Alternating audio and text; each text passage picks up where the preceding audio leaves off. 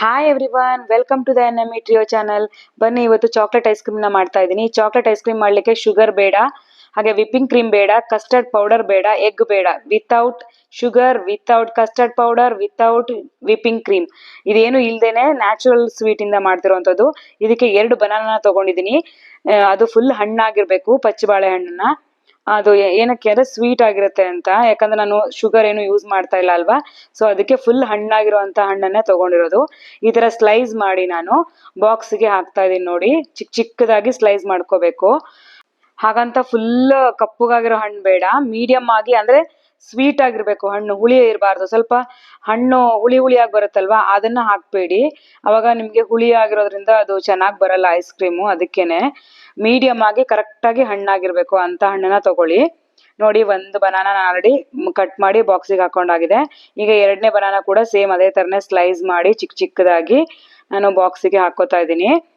ಇದೇನಕ್ಕೆ ಹಾಕೋತಾ ಇದ್ದೀನಿ ಅಂದ್ರೆ, ಈ ತರ 8 ಕಂಟೈನರ್ ಬಾಕ್ಸ್ಗೆ ಹಾಕ್ಬಿಟ್ಟು ಇದು 5 hours ಫ್ರೀಸರ್ ಅಲ್ಲಿ ಇಟ್ಬಿಟ್ಟು ಆಮೇಲೆ ಯೂಸ್ ಮಾಡೋವಂಥದ್ದು. ಸೊ ಅದಕ್ಕೋಸ್ಕರ ನಾನು ಈ ತರ ಮಾಡ್ಕೊತಾ ಇದೀನಿ ನೋಡಿ. ಇದು ಕಟ್ ಮಾಡಿ ಎಲ್ಲ ಆಗಿದೆ ಇವಾಗ. ಸೊ 2 ಬಾಳೆಹಣ್ಣು ನಾನು ಚಿಕ್ಕದಾಗಿ ಸ್ಲೈಸ್ ಮಾಡಿ ಕಟ್ ಮಾಡಿ ಇಟ್ಕೊಂಡಿದ್ದೀನಲ್ವಾ, ಇದನ್ನ ಇವಾಗ ನಾನು ಬಾಕ್ಸ್ನ ಮುಚ್ಚಳ ಮುಚ್ಬಿಟ್ಟು ಇದನ್ನ 5 hours ನಾನು ಫ್ರೀಸರ್ ಅಲ್ಲಿ ಇಟ್ಕೋತಾ ಇದ್ದೀನಿ. 5 hours ಇರ್ಲೇಬೇಕು, ಹಂಗಿದ್ರೆ ಮಾತ್ರ ನಿಮ್ಗೆ ಬ್ಲೆಂಡ್ ಆಗಿ ಚೆನ್ನಾಗಿ ಬರುತ್ತೆ ಇದು. ನೋಡಿ, ಇದನ್ನ ಇವಾಗ ಇಟ್ಕೋತಾ ಇದ್ದೀನಿ. ಒಂದು ಗ್ಲಾಸ್ ಅಲ್ಲಿ ನೀರ್ ತಗೊಂಡಿದ್ದೀನಿ. ಅದಕ್ಕೆ ನಾನು ಇವಾಗ ಕ್ಯಾಶ್ಯೂ ಅಂದ್ರೆ ಗೋಡಂಬೆನ ಹಾಕೋತಾ ಇದೀನಿ. ಒಂದು 10-12 ಗೋಡಂಬೆ ಹಾಕೊಂಡು ಇದನ್ನ 2 hours ನೆನೆಸ್ಕೊಂತಿದ್ದೀನಿ. ಯಾಕಂದ್ರೆ ಕ್ಯಾಶ್ಯೂ ಮಿಲ್ಕ್ ಮಾಡ್ಕೊಳ್ಳಿಕ್ಕೆ ಕ್ರೀಮಿ ಟೆಕ್ಸ್ಚರ್ ಆಗಿ ಬರುತ್ತಲ್ವಾ ಐಸ್ ಕ್ರೀಮು, ಅದಕ್ಕೋಸ್ಕರನೇ. ಹಾಗೆ ನಾನು ಮತ್ತೆ ಒಂದು ಗ್ಲಾಸ್ ಅಲ್ಲಿ ನೀರ್ ತಗೊಂಡಿದ್ದೀನಿ. ಅದಕ್ಕೆ ನಾನು ನ್ಯಾಚುರಲ್ ಸ್ವೀಟ್ ಅಂದ್ರೆ ಡೇಟ್ಸ್ ನ ತಗೊಂಡಿದ್ದೀನಿ. ಖರ್ಜೂರನ 4 ಖರ್ಜೂರ, ದೊಡ್ಡ ಸೈಜ್ ಆಗಿರುವಂತ ಖರ್ಜೂರನ ತಗೊಂಡಿದ್ದೀನಿ. ಇದು ಚೆನ್ನಾಗಿ ನೆಂದ್ರೆ ನಿಮ್ಗೆ ಬ್ಲೆಂಡ್ ಆಗುತ್ತೆ ಅಂತ ಖರ್ಜೂರ. ಸ್ವಲ್ಪ ಅದು ಸಿಪ್ಪೆ ಎಲ್ಲ ಅಂದ್ರೆ ಬ್ಲೆಂಡ್ ಆಗೋದು ಕಷ್ಟ ಅಲ್ವಾ, ಅದಕ್ಕೋಸ್ಕರ ನೆನೆಸ್ಕೊಂಡ್ರೆ ನಿಮ್ಗೆ ಈಸಿಯಾಗಿ ಬ್ಲೆಂಡ್ ಆಗುತ್ತೆ ಅಂತ ಅಷ್ಟೇನೆ. ನೋಡಿ, ಇವಾಗ ನಾನು ಗ್ಯಾಸ್ನ ಹಚ್ಕೋತಾ ಇದ್ದೀನಿ. ಹಾಗೆ ನಾನು ಒಂದು ಪಾತ್ರೆನ ಇಟ್ಕೊಂಡು ಕಂಡೆನ್ಸ್ಡ್ ಮಿಲ್ಕ್ ಮಾಡ್ಕೊತಾ ಇದ್ದೀನಿ. ಕಂಡೆನ್ಸ್ಡ್ ಮಿಲ್ಕ್ ಮಾಡ್ಕೊಳ್ಳಿಕ್ಕೆ 1 ಲೋಟ ಆಗೋಷ್ಟು ಹಾಲನ್ನ ತಗೊಂಡಿದ್ದೀನಿ. ಅದನ್ನ ಇವಾಗ ಹಾಕೋತಾ ಇದ್ದೀನಿ. ಗ್ಯಾಸ್ ಲೋ ಫ್ಲೇಮ್ ಅಲ್ಲೇ ಇರ್ಲಿ. ಇದು 1 ಲೋಟ ಹಾಲನ್ನ 1/4 ಲೋಟ ಆಗೋಷ್ಟು ನಾವು ಇದನ್ನ ಚೆನ್ನಾಗಿ ಕುದಿಸ್ಕೋಬೇಕು. ಅಂದ್ರೆ ತಿಕ್ಕಾಗಿ ಬರ್ಬೇಕು, ಫುಲ್ಲು ಕೆನೆ ಎಲ್ಲ ಕೂಡಿ ಅದು ತಿಕ್ಕಾಗಿ ಬರ್ಬೇಕು. ಅವಾಗ ನಿಮ್ಗೆ ಚೆನ್ನಾಗಿ ಐಸ್ ಕ್ರೀಮ್ ಕೂಡ ಕ್ರೀಮಿ ಟೆಕ್ಸ್ಚರ್ ಅಲ್ಲಿ ಬರುತ್ತೆ ತುಂಬಾ ಚೆನ್ನಾಗಿ. ನೋಡಿ, ಈ ತರ ಸ್ವಲ್ಪ ತಿರುಗಿಸ್ತಾ ಇರ್ಬೇಕು, ಯಾಕಂದ್ರೆ ಉಕ್ಕೋ ಚಾನ್ಸಸ್ ಕೂಡ ಇರುತ್ತೆ ಹಾಲು. ಹಾಗೆ ಸೈಡಿಗೆಲ್ಲ ಅಂಟ್ಕೋತಾ ಬರುತ್ತಲ್ವಾ, ಅದಕ್ಕೆ ಸ್ವಲ್ಪ ಈ ತರ ಕೈ ಬಿಡ್ದಂಗೆ ನೀವು ತಿರುಗಿಸ್ತಾ ಇದ್ರೆ ಚೆನ್ನಾಗಿ ಬರುತ್ತೆ ತಿಕ್ಕಾಗಿ. ನೋಡಿ, ಎಷ್ಟು ಚೆನ್ನಾಗಿ ಬರ್ತಾ ಇದೆ ಅಲ್ವಾ, ಈ ತರ ಗಟ್ಟಿಯಾಗಿ ಆಗ್ತಾ ಇದೆ. ನೋಡಿ, ಇದು ಚೆನ್ನಾಗಿ ಕುದ್ದು ಬಂದಿದೆ, ಇದೀಗ ಗಟ್ಟಿಯಾಗಿದೆ ಅಲ್ವಾ. ಇದನ್ನ ಇವಾಗ ನಾನು ಒಂದು ಲೋಟಕ್ಕೆ ಹಾಕೋಬಿಡೋಣ. ನೋಡಿ, ನಾನು 1 ಲೋಟ ಆಗೋಷ್ಟು ಹಾಲು ತಗೊಂಡಿದ್ನಲ್ವಾ, ಇವಾಗ 1/4 ಲೋಟಕ್ಕೆ ಆಗೋಷ್ಟು ಬಂದಿದೆ. ನೋಡಿ, ಇದು ಕಂಡೆನ್ಸ್ಡ್ ಮಿಲ್ಕ್ ಎಷ್ಟು ಗಟ್ಟಿಯಾಗಿ ಬಂದಿದೆ ಅಲ್ವಾ. ಇದನ್ನ ನಾನು ಇವಾಗ ಫ್ರೀಸರ್ ಅಲ್ಲಿ ಒಂದು 2 hours ಇಟ್ಕೋಬೇಕು. ಇದು ಚೆನ್ನಾಗಿ ನಿಮ್ಗೆ ಕೋಲ್ಡ್ ಆದ್ರೆ ತುಂಬಾ ಚೆನ್ನಾಗಿರುತ್ತೆ ಟೇಸ್ಟು. ಹಾಗೆ ನೆನ್ಸಿರುವಂತಹ ಗೋಡಂಬೆ ಕೂಡ ಹಾಕೋತಾ ಇದೀನಿ ನೋಡಿ. ಇದು ನೀವು ಬಾದಾಮಿ ಕೂಡ ತಗೋಬಹುದು, ಇಲ್ಲ ಕೊಕೊನಟ್ ಮಿಲ್ಕ್ ಕೂಡ ತಗೋಬಹುದು, ಚೆನ್ನಾಗಾಗುತ್ತೆ. ಈ ತರ ಬಾದಾಮಿ ಕೂಡ ನೆನ್ಸ್ಕೊಂಡು ಹಾಕೊಂಡ್ರೆ ಅದು ಕೂಡ ತುಂಬಾ ಚೆನ್ನಾಗಾಗುತ್ತೆ. ಇಲ್ಲ ಕೊಕೊನಟ್ ಮಿಲ್ಕ್ ಕೂಡ ತಗೋಬಹುದು, ಅಂದ್ರೆ ಕೊಕೊನಟ್ ನ ಹಾಲು ತೆಗೆದ್ಬಿಟ್ಟು ಅದರಿಂದ ಕೂಡ ಮಾಡ್ಕೋಬಹುದು, ತುಂಬಾನೇ ಚೆನ್ನಾಗಾಗುತ್ತೆ. ತುಂಬಾ ಟೇಸ್ಟಿಯಾಗಿ ಬರುತ್ತೆ, ಮತ್ತೆ ತಿಕ್ಕಾಗಿ ಬರುತ್ತೆ, ಕ್ರೀಮಿ ಟೆಕ್ಸ್ಚರ್ ಅಲ್ಲಿ ಬರುತ್ತೆ ಅಂತ, ರಿಚ್ ಆಗಿ ಕೂಡ ಇರುತ್ತೆ. ಇದನ್ನ ಫಸ್ಟ್ ನಾನು ಇವಾಗ ಬ್ಲೆಂಡ್ ಮಾಡ್ಕೊಬಿಡ್ತೀನಿ ಸ್ವಲ್ಪ. ನೋಡಿ, ಇದನ್ನ ಚೆನ್ನಾಗಿ ಸ್ವಲ್ಪ ತರಿಯಾಗಿ ಬ್ಲೆಂಡ್ ಮಾಡ್ಕೊಂಡು ಇದಕ್ಕೆ ಇವಾಗ ಸ್ವಲ್ಪ ನೀರ್ ಹಾಕೊಂಡು ಮತ್ತೆ ಬ್ಲೆಂಡ್ ಮಾಡ್ಕೊಂಡಿದೀನಿ. ನೋಡಿ, ಚೆನ್ನಾಗಿ ಮಿಲ್ಕ್ ತರ ಆಗಿದೆ ಅಲ್ವಾ. ಇವಾಗ ತಿಕ್ಕಾಗಿ ನೋಡಿ ಎಷ್ಟು ಚೆನ್ನಾಗಿ ಬಂದಿದೆ ಮಿಲ್ಕ್ ತರ. ಇದಕ್ಕೆ ನಾನು ಇವಾಗ 1 ಸ್ಪೂನ್ ಆಗೋಷ್ಟು ವೆನಿಲಾ ಎಸೆನ್ಸ್ ನ ಹಾಕೋತಾ ಇದ್ದೀನಿ.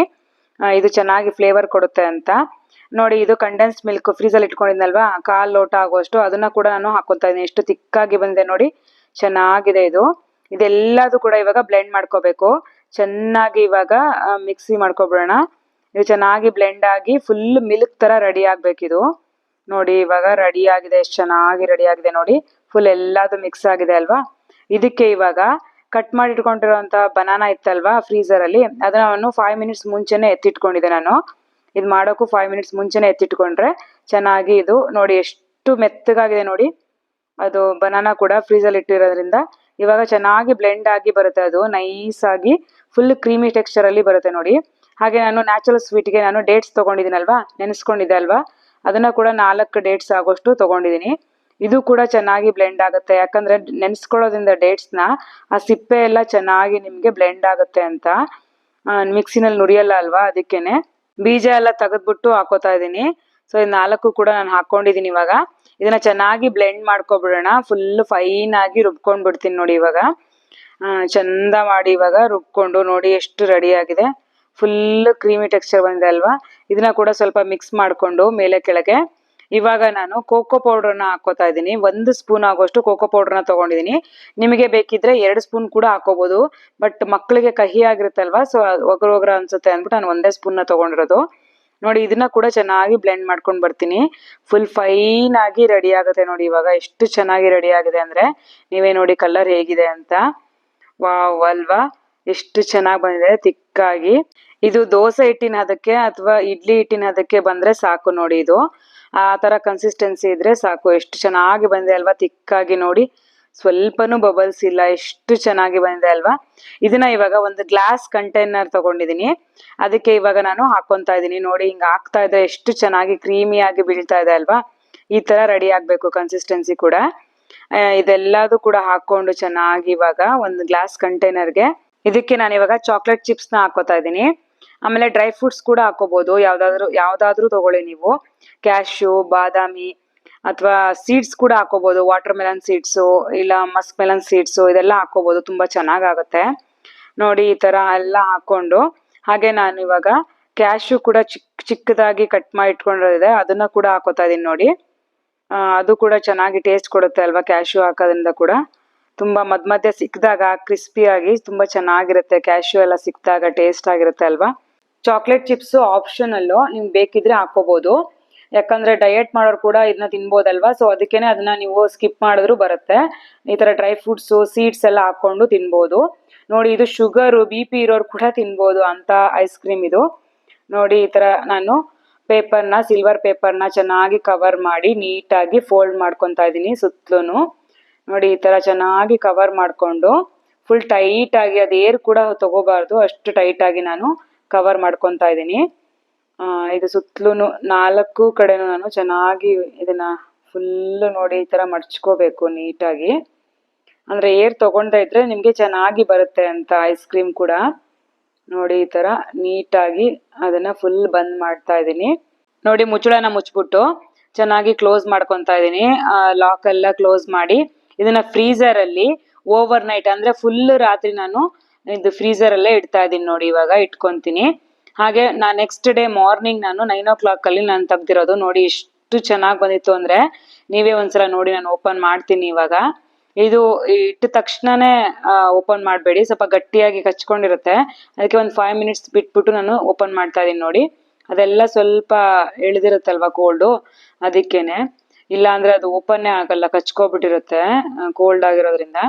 ನೋಡಿ ಎಷ್ಟು ಚೆನ್ನಾಗಿ ಬಂದಿದೆ, ನೀವೇ ನೋಡಿ. ತುಂಬಾನೇ ಚೆನ್ನಾಗಿ ಬಂದಿತ್ತು ನೋಡಿ. ನೀವೇನೆ ಅದನ್ನ ಓಪನ್ ಮಾಡ್ತಾ ಇದೀನಲ್ವಾ, ನೋಡಿ ಎಷ್ಟು ಚೆನ್ನಾಗಿ ಬಂದಿದೆ ಅಲ್ವಾ. ವಾವ್, ತುಂಬಾನೇ ಚೆನ್ನಾಗಿ ಬಂದಿದೆ. ಇವಾಗ ನಾನು ಒಂದು ಬೌಲ್ಗೆ ಹಾಕೊಳ್ಳೋಣ ಬನ್ನಿ. ಇವಾಗ ಸ್ಕೂಪ್ ಅಲ್ಲಿ ಚೆನ್ನಾಗಿ ಹಿಂಗೆ ತೆಗಿತಾ ಇದ್ರೆ ಎಷ್ಟು ಚೆನ್ನಾಗಿ ಬರುತ್ತೆ ಗೊತ್ತಾ. ಅಂದ್ರೆ ನೀವು ಫ್ರೀಸರ್ ಇಂದ ತೆಗೆದ್ಮೇಲೆ ಒಂದು 5 minutes ಬಿಟ್ಬಿಟ್ಟು ತೆಗಿರಿ. ತುಂಬಾ ಗಟ್ಟಿಯಾಗಿದ್ರು ಈಸಿಯಾಗಿ ನಿಮ್ಗೆ ತೆಗಿಲಿಕ್ ಬರಲ್ಲ. ಅಂದ್ರೆ ಹಾಗಂತ ತುಂಬಾ ಮೆತ್ತಗಿದ್ರು ತೆಗಿಲಿಕ್ ಬರಲ್ಲ, ಶೇಪ್ ಹೊರಟೋಗ್ಬಿಡುತ್ತೆ. ಅದಕ್ಕೇನೆ ನೋಡಿ ಇದು ಎಷ್ಟು ಚೆನ್ನಾಗಿ ಬಂದಿದೆ ಅಂದ್ರೆ ಕ್ರೀಮಿ ಟೆಕ್ಸ್ಚರ್ ಅಲ್ಲಿ. ಐಸ್ ಕ್ರೀಮ್ ಅಂದ್ರೆ ಐಸ್ ಕ್ರೀಮ್ ತರಾನೇ ಬಂದಿದೆ.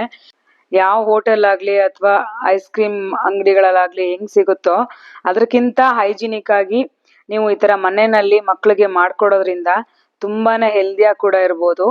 ಹಾಗೆ ಎಲ್ಲರೂ ಡಯಟ್ ಮಾಡೋರಂತೂ ಈಸಿಯಾಗಿ ಇದನ್ನ ತಗೋಬಹುದು, ಯಾಕಂದ್ರೆ ಇದ್ರಲ್ಲಿ ಯಾವುದೇ ತರದ ಶುಗರ್ ಆಗ್ಲಿ ನಾನು ಯೂಸ್ ಮಾಡಿಲ್ಲ.